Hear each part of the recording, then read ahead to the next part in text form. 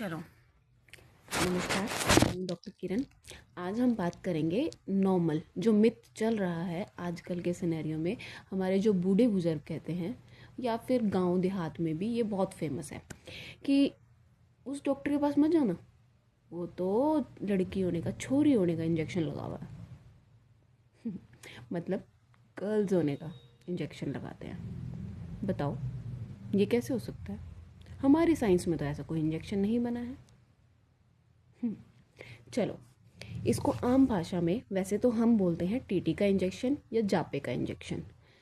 हम इससे कुछ भी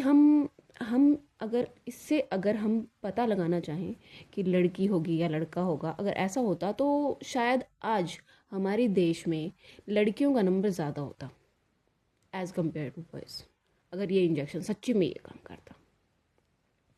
चलो, इसके पीछे मैकेनिज्म समझते हैं। ठीक है, टीटी का इंजेक्शन पहले ज़माने में जो हमारा मोर्टेलिटी रेट होता था हमारी प्रेग्नेंट लेडीज़ का, वो बहुत ज़्यादा होता था। ठीक है, जिसकी वजह से उनको इन्फेक्शंस की वजह से उनका मोर्टेलिटी रेट ज़्यादा हो जाता था।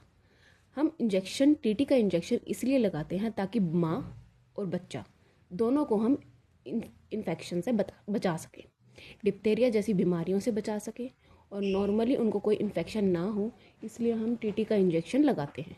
ठीक है, यह बहुत ही जानलेवा बीमारियां होती हैं।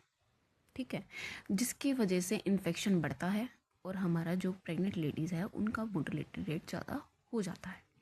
ठीक है, उनसे इन्फेक्शन से बचने के लिए हम 2 इंजेक्शन्स लगाते हैं, एक 3rd मंथ पे और एक 5th मंथ पे। उनके अबाउट ही हम लगाते हैं क्योंकि कई पेशेंट नहीं अवेलेबल होता है या किसी को जानकारी नहीं होती, कुछ टाइम के बाद होती है, इसलिए वो मतलब अप्रोक्स अबाउट 3rd मंथ और 5th मंथ के हम लगाते हैं टीटी के 2 डोसेस।